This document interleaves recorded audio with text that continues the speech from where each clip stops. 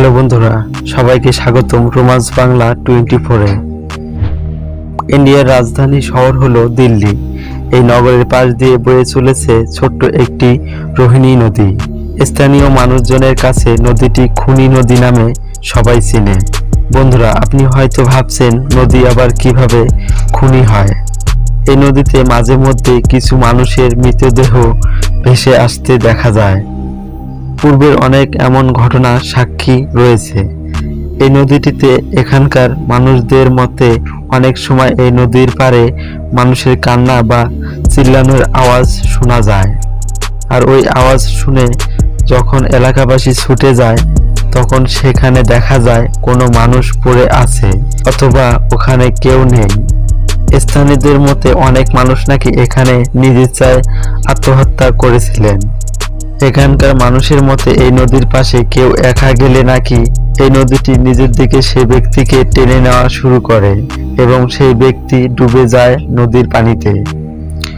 তবে স্থানীয়দের এই কথা কতটা সত্যি শুধু আল্লাহ ভালো জানেন।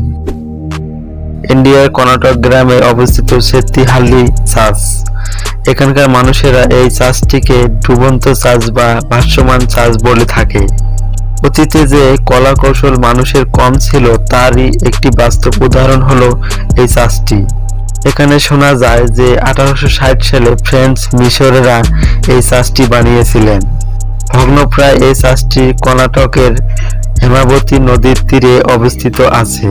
এই চার্চটি বানানো কিছুকাল পরে হেমাবতী নদীর পাড়ে এই বিশালাকার বাঁধটি তৈরি করা হয়েছিল।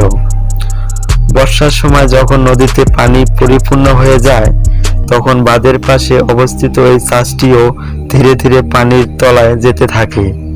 আগে শুধু বর্ষার সময় এই চার্চটি পানির তলায় যেত, তবে বর্তমানে চারিদিকে এত বেশি পরিমাণ পানি যে সারা বছর এখানে প্রায় প্রতিদিন চার্চটি থাকে পানিতে ঘেরাও।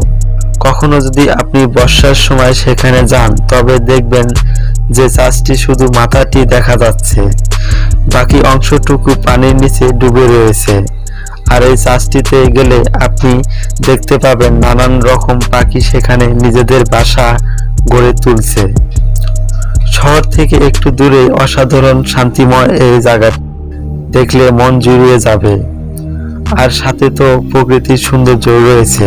এই কারণে প্রতি বছরে হাজার হাজার মানুষ ও পর্যটক ভিড় জমিয়ে থাকে এই জায়গাটিতে।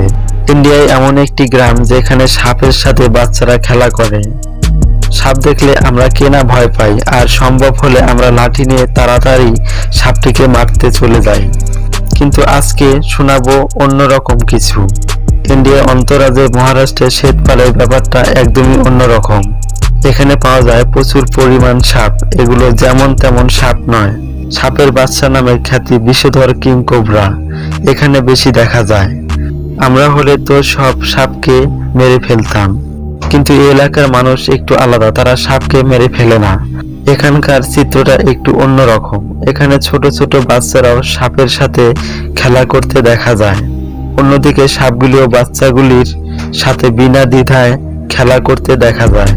এখানে যারা বসবাসকারী প্রতিটি মানুষের বাড়িতেই অন্তত একটি করে পালিত সাপ দেখতে পাওয়াটা অস্বাভাবিক কিছু নয়, বরং বাড়িতে সাপ পোষাটা এখানকার রীতি রেওয়াজ পরিণতি হয়েছে।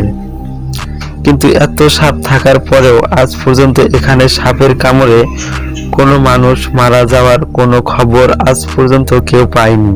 এই বিষয়টা আপনার কাছে কেমন লাগলো তা কমেন্ট করে জানাবেন।